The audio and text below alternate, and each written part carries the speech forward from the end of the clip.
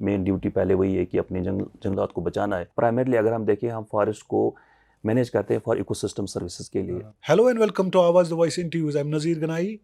Today we are discussing a very important issue concerning to Jammu and Kashmir forests. The kind of initiatives and the kind of drives the government of Jammu and Kashmir has taken, especially the forest department. To talk more on this, we have with us Irfan Rasoolwani, son of the soil and a senior IFS officer. Irfan is basically donning a lot of hats right now in the department. He is conservator of forests north, which is a very important assignment for him, and he is also the coordinator for WUCMA, which is an agency looking after the Asia's largest freshwater lake, which is known as Wular Lake. He is also the joint director of Forest Protection Force in the department. So, Irfan, you have many assignments to take care. How do you manage your time to do all the assignments? Thank you very much. It is really very hectic, but now since e-office has come, so it provides lot of help कि हम एक जगह से ही, एक office से ही काम चला सकते हैं, 2-3 ऑफिस का. But still it is very hectic going to field and हर एक ऑफिस की अपनी अपनी रिक्वायरमेंट है, काम है, वहाँ एम्प्लॉयज़ की इशू होते हैं. लेकिन अब कर लेते हैं manage, because we have actually shortage of officers, that is why there are multiple charges given to single officer. Despite all this, आपका जो इरफान रसूल का जो डिपार्टमेंट में एक छवि ये भी है कि ये अपने काम को बिल्कुल बखूबी अंजाम देते हैं. और ख़ास तौर पे जितने भी आपके इस वक्त असाइनमेंट्स हैं, अगर फॉरेस्ट की बात करें, जम्मू एंड कश्मीर फॉरेस्ट की बात करें, बहुत सारे ऐसे इनिशिएटिव्स इस वक्त लिए जा रहे हैं. तो ख़ास तौर से नॉर्थ की अगर बात करें, बहुत बड़ा इलाका है. तो क्या कैसा इस वक्त, व्हाट इज़ द स्टेटस, क्या क्या चल रहा है इस वक्त? नॉर्थ कश्मीर की जैसे आपने बात की, north Kashmir is actually rich in deodar forest. We have 2 districts there, mainly one is district Kupwara and district Baramulla. तो हमारे उसमें 4 टेरिटोरियल फॉरेस्ट डिवीजन्स हैं. बारामूला फॉरेस्ट डिवीजन है, we have Kamraj forest division, Kehmil forest division और Langate forest division. These all forests are very rich in deodar crop, and we have also pine and fir also. These are the main principal species which we have in forest. We have approximately 2000 square kilometer area north का. तो वहाँ बहुत सारे challenges भी हैं, since the forest is rich in density and diversity. तो उसके challenges भी आते हैं. Many people try to damage the trees, वो भी एक issue है. फिर कुछ issues, कुछ areas है जिनमें which are little bit forest के साथ हैं, तो वहाँ उतनी डेवलपमेंट नहीं हुई है, तो उनकी डिपेंडेंस भी है फॉरेस्ट पे लाइवलीहुड के लिए वगैरह. तो वो इश्यूज़ हैं. तो लेकिन जो हमारी टीम है वो है वेरी गुड टीम. हमने बहुत सारे उसमें इनिशिएटिव्स लिए हैं उसको फॉरेस्ट को पहले सेफगार्ड करने के लिए. हमारा मेन ड्यूटी पहले वही है कि अपने जंगलात को बचाना है. जो हमारे पास क्रॉप है उसको पहले बचाना है. तो उसमें हमने जो हमारे कुछ वल्नरेबल फॉरेस्ट रेंजेस थे, जैसे हमारा कंडी फॉरेस्ट रेंज सोपोर में था, हमारा दुबगा रेंज बारामूला में, हमारा रफ़ियाबाद रेंज और राजवार रेंज लंगेट फॉरेस्ट डिवीजन में, कुपवारा रेंज या रामहाल रेंज कैमिल में. तो ये वल्नरेबल थे. इनमें कुछ इश्यूज आते थे स्मगलिंग के या डैमेज होते थे फॉरेस्ट में कुछ ट्रीज़. तो लेकिन पिछले 2-3 साल में हमने बहुत इसमें कंट्रोल किया है. We have reduced forest damages in these ranges. We have taken some strict measures against habitual offenders जो थे. We have lodged them under PSA. FIRs हुए हैं लोगों के खिलाफ. वो एक साइड है उसका जो एनफोर्समेंट है. दूसरे साइड में उसको बचाने के लिए we have taken lot of people friendly initiatives. For example, हमारा कंडी फॉरेस्ट रेंज में it had a very bad history in terms की we had lot of incidents of forest damages there. But हमने जो इसमें इनिशिएटिव लिया है, हमने पहले लोगों को, अपने लोगों के साथ, जैसे कम्युनिटी कंजर्वेशन इनिशिएटिव वहाँ पे जो हमने लिया, तो लोगों को हमने उसमें मोटिवेट किया कि उनको बताया कि ये फॉरेस्ट है आप ही के लिए है. It provides lot of benefits to local community. अगर आप कंजर्व करोगे इसको, तो we got a lot of support from public. उसमें हमने एक प्रोजेक्ट स्टार्ट किया था, प्रोजेक्ट शराकत का. तो इसमें ये ऑब्जेक्टिव था कि जो भी गवर्नमेंट स्कीम्स है, ऑनगोइंग स्कीम्स है, उनको पहुंचाना वहाँ तक, क्योंकि ये कुछ विलेजेस हैं जो कट ऑफ रहते हैं, उनको पता नहीं चलता है कि कौन कौन से गवर्नमेंट के स्कीम्स हैं, उन जैसे LPG सिलेंडर्स, जो हमारे प्राइम मिनिस्टर साहब की एक ज़बरदस्त स्कीम थी कि LPG सिलेंडर्स फ्री लोगों को मिले, खासकर जो विलेजेस हैं, जो फॉरेस्ट डेवलपर्स, उनको तक मिले। तो वो स्कीम हमने लागू कराई, तो उनसे लोगों को वहाँ पे फ्री LPG कनेक्शन मिल गए, तो उनकी जो डिपेंडेंस थी फायरवुड पे जंगल की जाने की, वो कम हो गई, उनको लाने की ज़रूरत नहीं पड़ी। फिर हमने जो डबल इनकम करना है फार्मर्स का, जो उनके पास लैंड होल्डिंग्स थी, उनका उतना इनकम नहीं निकलता था, उससे प्रोडक्शन उतनी कम थी, तो उनको हमने एग्रीकल्चर डिपार्टमेंट से कोऑर्डिनेशन करा के उनको अच्छी वैरायटीज़ लाई, उनसे उनका इनकम बढ़ गया। अच्छा। तीसरा, हमने इको टूरिज़्म पे वहाँ काम किया, जो हमारा वो पोटेंशियल, जहाँ पे भी कश्मीर में फॉरेस्ट है, तो फॉरेस्ट मीन्स कि वहाँ टूरिज़्म पोटेंशियल है, तो लेकिन उसको इको फ्रेंडली तरीके से, ताकि फॉरेस्ट को कोई उस पर नेगेटिव इम्पैक्ट ना आए उस टूरिज़्म से, उसमें हमने एक इको पार्क वहाँ पे बनाई। तो वहाँ के उस पार्क बनने से लोग, बहुत सारे टूरिस्ट वहाँ आए, उससे वहाँ के लोगों को लाइवलीहुड मिल गया। तो वो वैसा मॉडल हमने बहुत सारी जगह फिर रिपीट भी किया, बाकी रेंज में, दुबगा रेंज में, जैसे वहाँ पे हमने एक बनकरा में बायोडाइवर्सिटी पार्क बनाई, रफियाबाद में हमने कितरदजी में ग्रीन पार्क बनाई। तो ये इनिशिएटिव था एक कम्युनिटी कंजर्वेशन इनिशिएटिव, जिसमें हम लोगों को ही इन्वॉल्व करें कंजर्वेशन के लिए। So it has given a very good results. तो चूंकि फॉरेस्ट भी तभी है जब फॉरेस्ट के आसपास के जो लोग हैं तो वो भी वहाँ पे बसलामत रहें। एक अरसे से कुछ चाहे सरकार में हो या आप पब्लिक डोमेन में भी देखें, फॉरेस्ट प्रोटेक्शन राइट्स पे बहुत डिस्कशन हो रहा था। तो फॉरेस्ट प्रोटेक्शन राइट्स, चूँकि आप एक IFS ऑफिसर भी हैं, आपने ग्राउंड पे सिचुएशंस को देखा भी है, लोगों के साथ बात भी की है, लोगों के प्रो पीपल इनिशिएटिव्स भी लिए हैं। तो आपको लगता है कि फॉरेस्ट प्रोटेक्शन जो राइट्स है वो लोगों तक पहुंचते हैं और लोग उसका फ़ायदा उठाते हैं? ये एक अच्छा कदम उठाया गवर्नमेंट ने कि जो फॉरेस्ट राइट्स एक्ट यहाँ पे इम्प्लीमेंट हुआ J&K में। तो उसमें फॉरेस्ट राइट्स एक्ट में, जो उसमें 2005 से पहले जिनके पास भी वो पोजीशन में थे फॉरेस्ट लैंड के, हमारे ट्राइबल कम्युनिटीज़ या अदर फॉरेस्ट डेवलपर्स, जिनके पास वो पोजीशन था फॉरेस्ट का, उनको वो राइट्स और टाइटल्स उनके मिलने थे। तो उसमें हमने प्रोग्राम किए, लोगों को पहले अवेयरनेस दी कि what is this forest rights act, इसमें क्या क्या है, आपको कौन कौन से डॉक्यूमेंट्स दिखाने हैं। तो वी कंडक्टेड एक्सटेंसिव ट्रेनिंग्स, यहाँ पे फॉरेस्ट डिपार्टमेंट ने ट्रेनिंग्स कराई, लोगों को बताया। फिर गवर्नमेंट की तरफ से कमिटीज़ बनी, फॉरेस्ट राइट्स कमेटी बनी, और हमारे जो सब डिवीजन लेवल पे कमेटी होती है और डिस्ट्रिक्ट लेवल पे कमेटी होती है, जो फिर वो इनको टाइटल्स देती है। तो उसमें हमें बहुत सारे एप्लीकेशंस मिले लोगों को, और लोगों जिनके पास जो ट्राइबल्स थे, जो पोजीशन ऑफ फॉरेस्ट लैंड थे, उनकी एप्लीकेशंस रिसीव हुई। फिर उनको FRC ने पहले एग्जामिन किया। FRC में मेंबर्स होते हैं फॉरेस्ट से भी, रेवेन्यू से भी, और वहाँ लोकल कम्युनिटी। फिर उनके अगर जिनके वो एविडेंसेस सामने आ गए कि they were actually holding that forest land, तो फिर उनका ग्राम सभा ने भी पास करके, रेजोल्यूशन पास करके उनके फेवर में, फिर वो चला जाता है SDLC में, सब डिस्ट्रिक्ट लेवल कमेटी को होती है। फिर वहाँ से भी अगर वो ओके हो जाता है कि इनका जेन्युइन है ये क्लेम, उसके बाद वो डिस्ट्रिक्ट लेवल कमेटी में होता है। तो उसमें बहुत सारे जो एप्लीकेशंस थे, उन लोगों को राइट्स मिले हैं। अभी भी कुछ है अभी इन प्रोसेस, तो मुझे लगता है कि 5-6 महीने में वो सारे प्रोसेस कंप्लीट हो जाएगी। तो बहुत सारे लोगों को इसका फ़ायदा हुआ है, जो लैंडलेस थे, जिनके पास कागज़ नहीं बनता था लैंड का। तो money people have taken benefit of this forest rights act.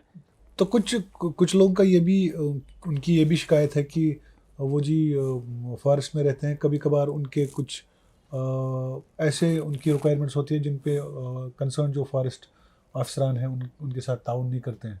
तो उसमें जो कम्युनिकेशन गैप है, तो उसको आप कैसे एड्रेस करते हैं? इसमें 2 इशू है, एक शॉर्ट टर्म और लॉन्ग टर्म का है कि अल्टीमेटली जो फॉरेस्ट है, उसके साथ जो विलेजेस सेटलमेंट्स हैं, उसका बेनिफिट तो वही लोग लेते हैं। लेकिन जब हम एज फॉरेस्ट ऑफिसर किसी फॉरेस्ट एरिया का वर्किंग प्लान बनाते हैं, या उसका देखते हैं कि इसका आगे हमें कैसे मैनेज करना है, ताकि हम प्राइमरली अगर हम देखें, हम फॉरेस्ट को मैनेज करते हैं फॉर इकोसिस्टम सर्विसेज के लिए। ये पहले एक ज़माना था जब हम टिम्बर के लिए फॉरेस्ट को मैनेज करते थे, but now over the period of years, specially after 1995 supreme court का जब ऑर्डर आ गया, उसके बाद जो फॉरेस्ट की जो मैनेजमेंट का मेन ऑब्जेक्टिव है वो इकोसिस्टम सर्विसेज है। यानी जो हमारा पानी है जो फॉरेस्ट की वजह से हम वाटर टेबल को मेंटेन करते हैं, पानी रिवर्स हमारे रिवर्स में फ्लडिंग नहीं होती है, या बाकी जो एनवायरनमेंट का पॉजिटिव इम्पैक्ट फॉरेस्ट का होता है, हमारा ऑक्सीजन है, कार्बन डाइऑक्साइड की सिक्वेस्ट्रेशन है, ये सारे इकोसिस्टम सर्विस में क्वालिफाई होते हैं, और प्लस जो हमारी बायोडाइवर्सिटी की कंजर्वेशन होती है उसमें फॉरेस्ट में। तो इसमें हम जब प्लान बनाते हैं कि अब इस फॉरेस्ट में अगर कहीं हमें लगता है डिग्रेडेशन हो रही है किसी विलेज के पास, तो हम उसको चाहते हैं कि हम उसको क्लोज करें कुछ टाइम के लिए। और मेन हमारे जो फैक्टर्स है डिग्रेडेशन की, उसमें एक फैक्टर होता है ग्रेजिंग का और ब्राउजिंग का। हमारे कश्मीर में unfortunately we have a huge livestock population, और उनका ज़्यादा है, उनका जो फॉरेजिंग है वो फॉरेस्ट में करते हैं, लेकिन उसका एक नेगेटिव इम्पैक्ट आता है फॉरेस्ट पे, डिग्रेडेशन होती है उस फॉरेस्ट की। तो we sometimes close that area. तो शॉर्ट टर्म के लिए लोगों को दिक्कत होती है कि ये फॉरेस्ट उनके लिए क्लोज हो गया ग्रेजिंग के लिए, ब्राउजिंग के लिए। लेकिन हम उनको फिर समझाते हैं कि जिसमें जो भी फॉडर निकलता है उस क्लोजर में, when we fence up that area, वो सारा उसका बेनिफिट उन्हीं लोगों को जाएगा, वो फॉडर उन्हीं को मिलता है फिर। तो इनिशियली हमें कुछ प्रॉब्लम्स आ जाती है उसमें, अदरवाइज हमने इतने सारा मैस्यू, हम हर साल अब एवरेज 1 करोड़ से लेके 1.5 करोड़ तक प्लांट्स लगाते हैं, और फॉरेस्ट में लगाते हैं, और हमें हर जगह उसमें सपोर्ट मिलता है लोगों का। तो इसमें इनिशियली यही होता है थोड़ा, अगर आपस में शॉर्ट टर्म दिक्कतें तो आती रहती है, शॉर्ट टर्म दिक्कतें आती हैं। उसके बाद दूसरे बेनिफिट्स लोग लेते हैं, जैसे किसी को फायरवुड की ज़रूरत होती है, वो लेते हैं जंगल से, फॉडर की जो वो होती है वो, या माइनर फॉरेस्ट प्रोड्यूस है, वो तो लोगों को मिलता है, उस पर हमने कभी वो बंदिश नहीं की होती है।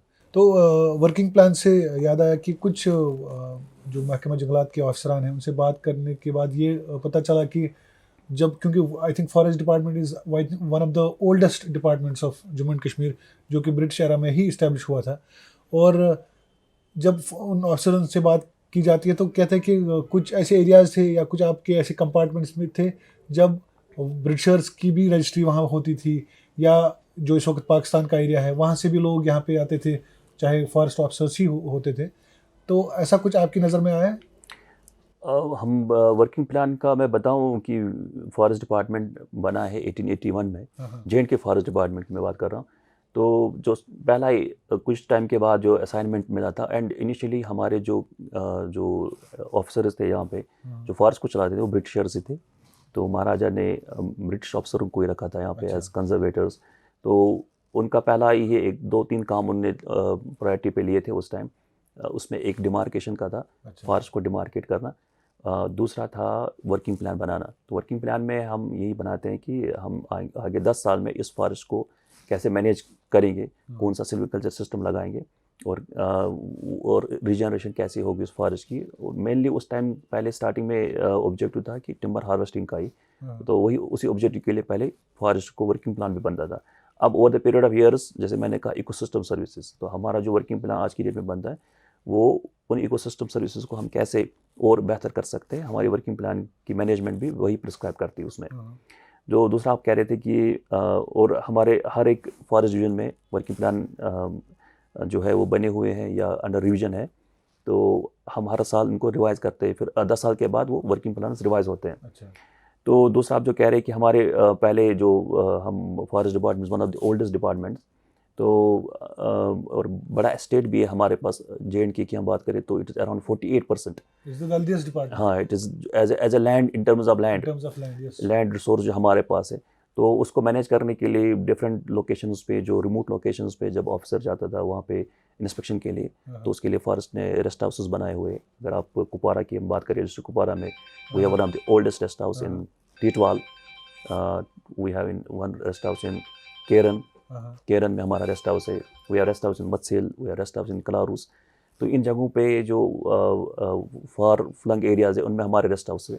तो उनमें एक मतलब उस ज़माने से ब्रिटिश ऑफिसर्स जो आया करते थे वो एंट्री करते थे, हमारी जो रजिस्टर रहती थी उसमें। अच्छा, आपकी रजिस्ट्री में उनकी बाज़ाब्ता उनकी एंट्रीज होती है। तो we have seen those entries जब हम जाते और हम भी एंट्री करते उनमें।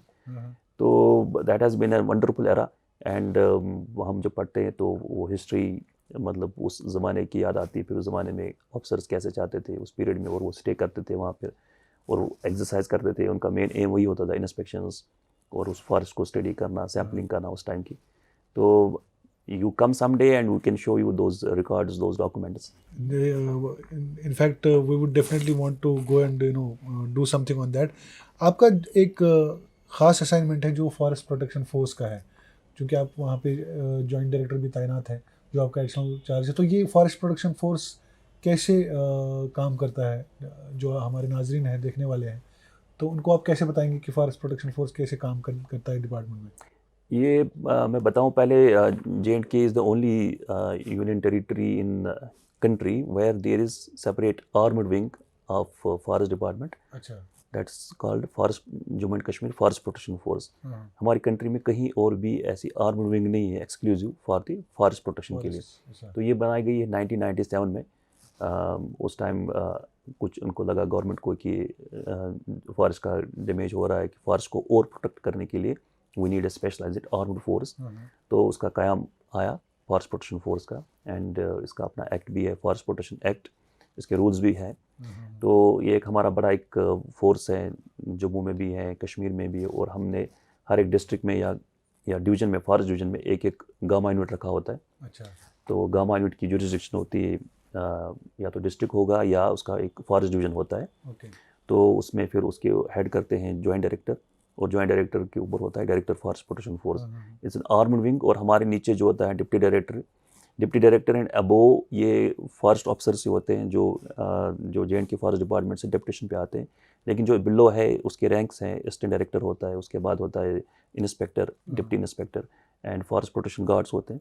ये अपना ही फॉरेस्ट प्रोटेक्शन फोर्स की अपनी स्ट्रेंथ होती है, अपना मैन पावर होता है, जो उसकी अपनी रिक्रूटमेंट होती है। तो हमारे पास वेपन्स हैं जहाँ भी ज़रूरत पड़ती है। एक रिज़र्व फोर्स है, जब भी हमारे टेरिटोरियल DFO को ज़रूरत पड़ती है, कहीं पे कोई ऑपरेशन करना होता है, एनक्रोचमेंट निकालना होता है, या किसी एरिया में उसको लगता है कि डैमेजेस बढ़ने के खतरे हैं, वहाँ उनकी डिप्लॉयमेंट होती है। एंड ऑपरेशन इसका तरीका है, रिपोर्टिंग सेंटर्स बने होते हैं गामा यूनिट के अंदर, जहाँ पे हमारा डिटैचमेंट्स होते हैं, एंड वो उस एरिया की फिर पूरा वो निगरानी करते हैं। They conduct regular patrols, regular गश्त, फुट पेट्रोलिंग भी, व्हीकल पेट्रोलिंग भी, एंड जहाँ पे भी ज़रूरत पड़ती है कॉग्निजेंस लेने की फॉरेस्ट ऑफेंस की, they immediately take cognizance along with the forest territorial. तो इससे बड़ा इम्पैक्ट पड़ा है, and they have played a very positive role in minimising the forest damage occurrences. तो कुछ टाइम से जो कुछ अरसे से जम्मू कश्मीर में हालात रहे, ख़ास तौर से कश्मीर में जो नामसाइब हालात रहे, तो उससे बहुत ज़्यादा जो इन्फिल्ट्रेशन हुई, उससे बहुत ज़्यादा फॉरेस्ट पे भी असर हुआ उसका, उस चीज़ का। फॉरेस्ट एरियाज़ बहुत ख़त्म हुए, और डिफॉरेस्टेशन जब हुई और उसमें एक माफिया भी खड़ा हो गया। तो इस वक्त क्या सूरत हाल है? How are you dealing with all these issues? इस वक्त है माफिया? आप कह रहे थे कि PSA भी लगाए गए, जो एनक्रोचमेंट हुए वो भी रिट्रीव आपने किए कई जगह, लेकिन इस वक्त क्या सिचुएशन है? अब तो मैं आपको बताऊं, लास्ट 3-4 ईयर्स से जो माफिया और ऑपरेट करते थे वो पूरा डिसमेंटल हो चुका है। कोई भी ऐसा नहीं रहा इनका। एक मोड ऑफ ऑपरेशन रहा करता था कि ऊपर जो थे, जो फॉरेस्ट के साथ रहने वाले थे, वो वुड कटर्स होते थे, वो वहाँ से कट करते थे, ट्रीज़ को डैमेज करते थे, and they would convert into sleepers. फिर नीचे इनका एक चेन होती थी, नीचे में एक बैंड सा मिल ओनर है, बैंड सा वाला है, या कोई ज्वाइनरी वाला है, उसके पास पहुंचाया जाता था थ्रू आइदर हेड लोड पे, या किसी गाड़ी में, या किसी रेडे पे उसके पास पहुंच जाता था। तो फिर वो कन्वर्ट करता था उसमें इनटू डिफरेंट फॉर्म्स, शेप्स में, फिर वो सिटी में या टाउन में यूज़ होता था मेनली। तो ये इसका चेन था। तो हमने इसमें क्या किया, हमने टारगेट किए बिग फिश जो होते थे, instead of getting hold of those would cutters जो नॉर्मली पोअर होते हैं। बट जो बड़े होते हैं, बड़े मछली जो इसमें जो नीचे वाले एरिया में थे, पाइन एरियाज में जो ऑपरेट करते थे, कोई बैंड सा मिल वाला, कोई ज्वाइनरी वाला, या कोई और ब्रोकर होता था जो उसमें, तो हमने उनको पकड़ा उसमें। उनको हमने पहले, अगर हमारे पास कोई गाड़ी पकड़ी टिम्बर स्मगलिंग करते हुए, हमने उसकी पूरी साइंटिफिक बेस पे इन्वेस्टिगेशन की, कि कॉल डेटा निकाल के कि ये बंदा किस किस के साथ टच में था, कौन कौन उसको ऑपरेट करा रहा था। तो उससे हमारे बड़े मछलियाँ पकड़ में आ गई। फिर हमने उनको एफआईआर में उनको हमने पुलिस स्टेशन में उनको एफआईआर में उनका नाम डाल दिया, बुक किया उसमें, एंड देन हमने पूरा उनको कोशिश भी की कि वो प्रोसिक्यूट भी हो जाए। हाँ। और जो हैबिचुअल जो उसके बाद भी बाज नहीं आए, 3-4 बार उनने इंसिडेंट्स ऐसे किए और उसमें इन्वॉल्वमेंट हो गई, तो उनको हमने पब्लिक सेफ्टी एक्ट में बुक किए। अच्छा। तो उससे वो सारा डिसमेंटल हो गया वो माफिया का। एंड हमने अपनी इन्वेस्टिगेशंस को बहुत हद तक इम्प्रूव कराया। अच्छा। इन्वेस्टिगेशंस को हमने साइंटिफिक लाइन्स पे लेके आए। हाँ। हमारी जितनी अच्छी इन्वेस्टिगेशंस हो गई फॉरेस्ट ऑफेंसेस में, उतना हमने कंट्रोल कर लिया फॉरेस्ट डैमेजेस पे। क्योंकि अदरवाइज नॉर्मली ये होता था कि जो बेचारा वहाँ पे जंगल के साथ रहने वाला था, जिसको कोई और लाइवलीहुड नहीं था, वो मजबूरन में पेड़ काटता था, तो उसी को एफआईआर भी होता था, उसी के खिलाफ एक्शन भी होती थी। हाँ। लेकिन जो बड़े आदमी थे, जो उनको असल में उनको लालच देते थे, उनको वो काम करवाते थे, उनके खिलाफ कोई एक्शन नहीं होती थी। उनके खिलाफ तो कोई पहले हमारी स्ट्रेटजी रही कि उन्हीं के खिलाफ एक्शन होनी चाहिए। हाँ। तो उसी से it worked and we got tremendous success, and I can say कि this time we have very good forest protection scenario in Kashmir. Kashmir. अच्छा, तो एक खास असाइनमेंट है जो चूंकि कुछ अरसे से हमने ये स्टोरीज भी सुनी कि पिछले 100 साल से जो बर्ड्स यहाँ पे नहीं आए थे वो भी कश्मीर में अब आ रहे हैं, और you have got lot of people to side these birds. आप वुलर के कोऑर्डिनेटर भी है, वुलर जो मैनेजमेंट अथॉरिटी है उसके कोऑर्डिनेटर भी है। इस वक्त वुलर में भी बहुत सारी इंक्रोचमेंट्स हो रही थी, उसको आपने कई हद तक जो है रोक दिया है, और बहुत सारी डेवलपमेंटल ड्राइव्स भी चल रही है। तो इस वक्त क्या सिचुएशन है वहाँ पे? वुलर का तो एक अलग ही सब्जेक्ट है, it's a big subject. Wular में जो काम चल रहा है, कैसे गवर्नमेंट ने इसको प्रायोरिटाइज किया। Wular is one of the largest fresh water lakes. It's a 130 square kilometre area. तो उसको कंजर्व करना और उसको मैनेज करना in itself is a big challenge. And जो उस पर इश्यूज़ थे, मोटे मोटे जैसे इशू था, एक सिल्टेशन का सबसे बड़ा इशू था, तो सिल्टेशन को कैसे कंट्रोल करना है। दूसरा उसका ये आपका विलो इन्फेस्टेशन हुई थी, उसमें जो एक्सेसिव विलो प्लांटेशन हुई थी, तो that was accelerating the rate of siltation also and sedimentation. तो उसको कैसे मैनेज करना और उसको कैसे रिमूव करना है विलोज को। फिर उसमें जो हमारी बायोडाइवर्सिटी है, बायोडाइवर्सिटी को बहुत सारे मतलब थ्रेट्स थे, पोचिंग भी इंसिडेंट्स होते थे, या अगर हैबिटाट ही ख़राब हो गया, ख़त्म हो गया, तो वो कैसे सर्वाइव करेंगे। बायोडाइवर्सिटी का भी इशू था। तो उसमें हमने बड़े लेवल पे काम किया। हमारे पास हम जब फंडिंग हो गई तो हमने सबसे पहले उसमें डिसल्टेशन कराई एक बड़े एरिया में, सुद्रकूट में। And we were able to recover 4.5 square kilometre area, जिसको हमने रिस्टोर किया, which was very critically silted. उसमें खाली मैदान बने थे, तो हमारे जो ड्रेजिंग ऑपरेशन है वो पूरा फिर से वाटर बॉडी बन गई।